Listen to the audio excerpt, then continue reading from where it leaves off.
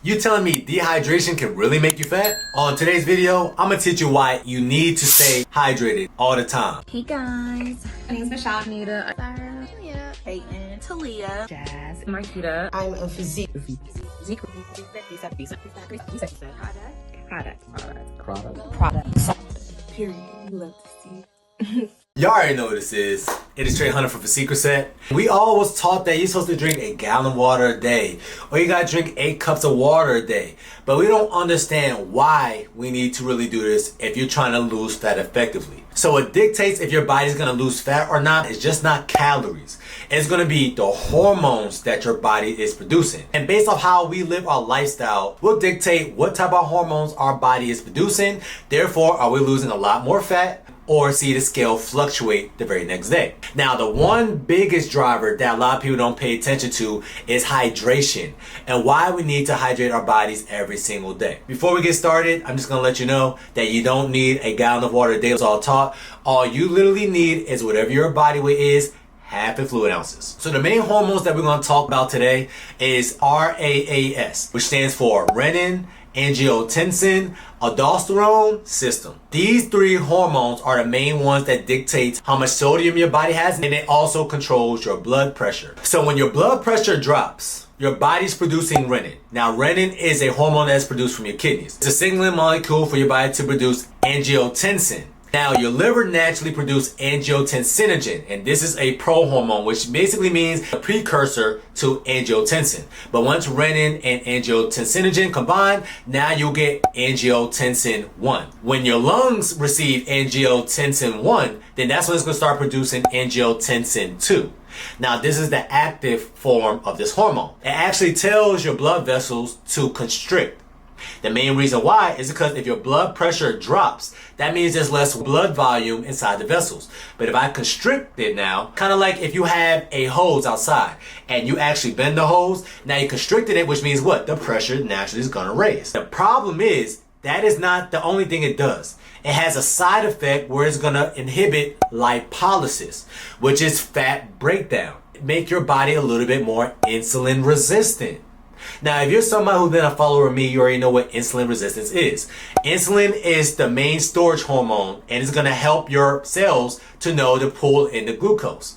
But what makes your cells pull in the glucose itself from the bloodstream is a transporter called GLUT4. But angiotensin literally inhibits the GLUT4 transporter to be activated, which means what? If you're already insulin resistant, and by the way, the main driver of hypertension is insulin resistance, because you're dehydrated, now you're going to be a little bit more insulin resistant, which means now it's causing more damage to your blood vessels, your arteries, everything. As a disclaimer, that is another reason why you don't want to just cut out salt completely. Your body is so smart that it's just going to go ahead and start reabsorbing the sodium that you had earlier that day. If you're somebody that's dealing with hypertension, stop cutting out salt. You're going to do more metabolic dysfunction than you actually think. And I'm going to explain that to you now. When angiotensin 2 is now activated, not only is it going to stop lipolysis, lipo, fat, lysis, breakdown, so the breakdown of fat, is also going to start making your fat cells hypertrophic, which means now it's going to start growing your fat cells. Here's the reason why that is an issue. When your fat cells get too big, what it's naturally supposed to do is start dividing. And because it divides, yes, that means you can actually gain more fat, but it also keeps your body insulin sensitive. But when your fat cells get hypertrophic, then it starts to get dysfunctional, and now it starts leaking out fat. This causes a lot of problems. So you want to have more hyperplasic fat cells versus hypertrophic fat cells. So if you ever thought about the people that be on my 600-pound life, and you're like, how in the hell they can get to 600 pounds, but you see some people check out after 350 pounds, it's because they have a lot of hyperplasic fat cells, which is genetic, opposed to hypertrophic or very sick fat cells. The other A in the RAAS system is going to be aldosterone. Now, if you're somebody who has high blood pressure, antidiuretics, an ACE inhibitor, you already know what aldosterone is. This is the hormone that your kidney produces so your body can reabsorb sodium. And we already know if your body is reabsorbing sodium, what follows it is going to be water. So naturally it's going to raise your blood pressure again because you got more sodium in your bloodstream. That's why doctors tell us when we're trying to lower our blood pressure to cut out salt. But as you can see, your hormones naturally modulated, so it's going to keep your blood pressure up regardless. So it's just in your best interest. Instead of you cutting out salt, you're cutting out what you are salting. That makes it bad. We all know that French fries are salty. The salt is not really the issue. It is the high glycemic carb, which is French fries, that is the issue. We all know that chips are salty. It's not really the salt on the chips, it's the Tostitos that we eat in the chips that are salty that is the issue. Be mindful of the high glycemic carbs or the processed refined carb versus you cutting out salt completely. But once again, what aldosterone does, it tells your kidneys, instead of you excreting this sodium and allowing it to go into your bladder, let's go ahead and reabsorb the sodium. That way we can raise our blood pressure. So aldosterone is good for the body. But here's the thing. When aldosterone is chronically elevated, which means that it's not dropping down because you're always on average dehydrated, or you eat a lot of sodium, and by the way, a lot of sodium is 7 to 8 grams or 8,000 milligrams of sodium, then the aldosterone is going to start a process called de novo ceramide biosynthesis. What ceramides do, if it accumulates in your body's cells, then it's going to stop insulin signaling overall, which means what? Now your cells are once again insulin resistant. But not only that, aldosterone tells the pre-adipocytes that are not real fat cells yet to, hey, we need you to become real fat cells, which basically means that you just accumulated a little bit more fat cells in your body, which means you got more potential to gain weight, all because you was walking around dehydrated. When your pre-adipocytes become real fat cells, this is a process called adipogenesis, which means what? We are creating new fat cells. So as you can see earlier, I talked about lipogenesis, where angiotensin 2 actually grows the fat cell. But now adipogenesis is actually creating new fat cells, which means that if you are staying dehydrated and if you continue to cut out salt, and you are going to give your body a cascade of hormones that's promoting fat accumulation. Now here's the thing. Fat cells can naturally create its own aldosterone, which means what?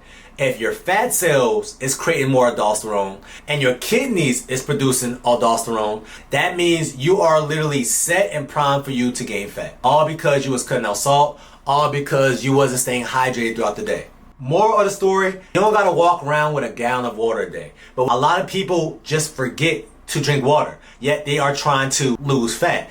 You need to make sure that you're staying hydrated. And by the way, hydrate doesn't mean just water. That means if you get a Coke Zero, even though that's not ideal, that is considered fluid. If you're drinking tea, that is considered fluid, but keep in mind, also a diuretic. If you're having coffee, juice, anything counts as your 8 cups of water a day, or in this case, whatever your body weight is in half in fluid ounces. That's how you make sure your system is going to be regulated, so you're going to be primed to lose fat that you're trying to get off. Why does this matter in the grand scheme of things? If you are somebody who is thinking, wow, I am eating right, I am working out, but you know based off your lifestyle, you have a high stress job, or you are working out, you're in a caloric deficit, but you're not sleeping at night, which means that you're stressing your body out, which means you're going to cause the same cascades as you being dehydrated, then this might be the main reason why you haven't been seeing the scale drop consistently. A crossover study just came out. It had 8 participants, one group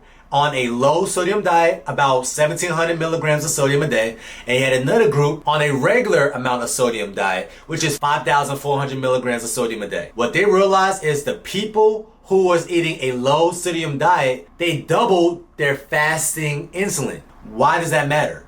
Your fasting insulin is the amount of insulin your body is producing when you don't got no food in the system.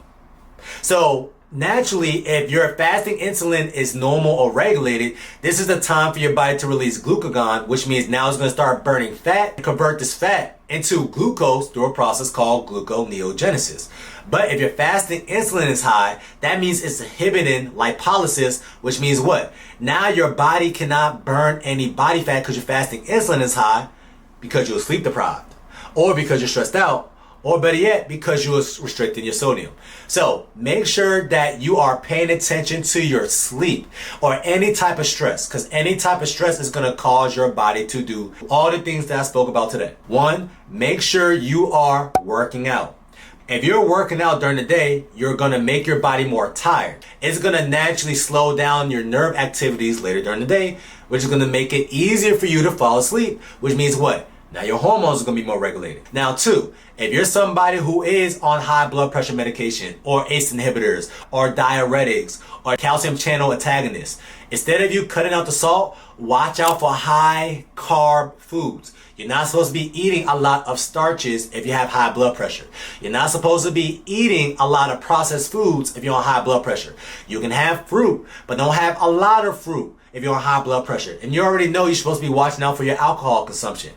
You need to pay attention to your diet. Make sure you're eating more whole foods, and now you can salt to taste. Because ironically, when we are salting foods and it's too salty, we're naturally not going to eat as much. But if it's processed, what we're going to do is we're going to mask the salt with some sugar so you don't even taste how salty it is. That's why when you pay attention to those frozen dinners or anything that's preserved, you're going to see the sodium level is very, very high. That's because we're going to add preservatives in it. So when you touch it after 3 months of it sitting in Walmart, it's still good to go. All right. But the last thing you need to do is make sure you are staying hydrated. Now your body doesn't want regular water. So distilled water is cool. Spring water is cool. Your body wants alkaline water or electrolytes with the water. So make sure you're getting more water that is alkaline or got a blue tap. That means it's alkaline water. But your body needs calcium and magnesium and sodium and potassium and phosphate and chloride. And you're not getting that from regular distilled water. That's why if you pay attention to yourselves, the days that you drink regular spring or distilled water, you go through a lot more water bottles than the days that you're actually drinking alkaline water. And the main reason why is because you're actually making your body hydrated. And now your cells is getting more hydrated. And that means your body doesn't require as much water. Simple. Alright. I try to break down this whole endocrinology lesson in this short time span. So hopefully it wasn't too nerdy for y'all. But yes, long story short, ladies, make sure y'all drink some more water. Okay? And your hormones is going to thank you. And this might be the main reason why you haven't been seeing the scale drop consistently. Cool? That's your reset tip of the day. That's going to be stay snatched all the time. No, the summertime. I'll talk to y'all soon.